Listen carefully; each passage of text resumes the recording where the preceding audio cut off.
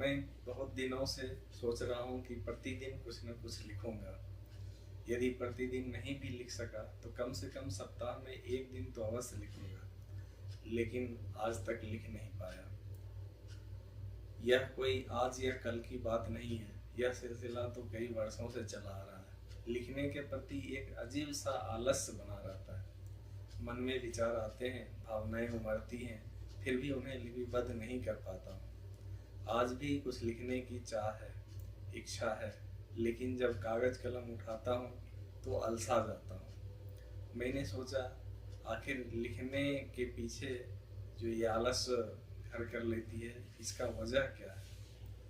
पहली बात तो यह है कि बोलना आसान है लेकिन लिखना कठिन, क्योंकि लेखन एक श्रम साध्य कार्य है। इसलिए बोलने वाले बहुत मिलते हैं, लिखने वाले कम।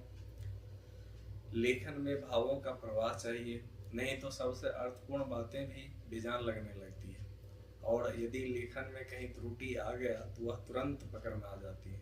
इसलिए लेखन व्याकरण सम्मत होना चाहिए। हाँ, बोलते समय भी वक्ता को इन सारी बातों का ध्यान रखना पड़ता है। उन्हें भाव, भाषा, श्रोताओं के अनुसार शब्दों का चयन करना पड़ता है।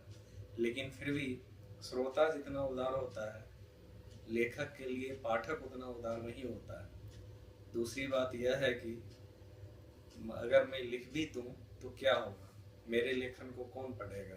दुनिया में न जाने कितनी किताबें हैं, उनमें से कितनी ही किताबें आज तक अनपढ़ी होंगी। तो फिर मेरे लिखे का क्या मतलब, मेरा लिखा क्या फ़र्क लाएगा। और मन कहता है चलो छोड़ो, फिर कभी लिखेंगे, या नहीं भी लिखेंगे तो क्या। सच कहूँ तो लिखना समय लेता है, और जब आउटपुट न दिखे तो लगता है समय व्यर्थ गया। यही व्यर्थता का भाव लेखन की ओर कदम बढ़ाने से पहले ही मन को रोक लेता है। लेकिन फिर अंतरात्मा कहती है तुम्हें लिखना चाहिए।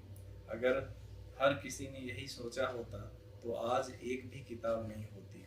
मानव समाज उस ज्ञान से वंचित रह जाता जो इन किताबों के माध्यम से उसे प्राप्त हुई है। फिर एक बात मन में और आती है, मैं क्यों सोचूं कि कोई पढ़ेगा, मेरे लेखन को कोई पढ़ेगा, या मैं क्यों सोचूं। मैं खुद भी तो हर किताब नहीं पढ़ पाता हूँ, पर जो जरूरी किताब है वो पढ़ता ही हूँ। तो यह भी कोई बहाना नहीं है कुछ नहीं लिखने का।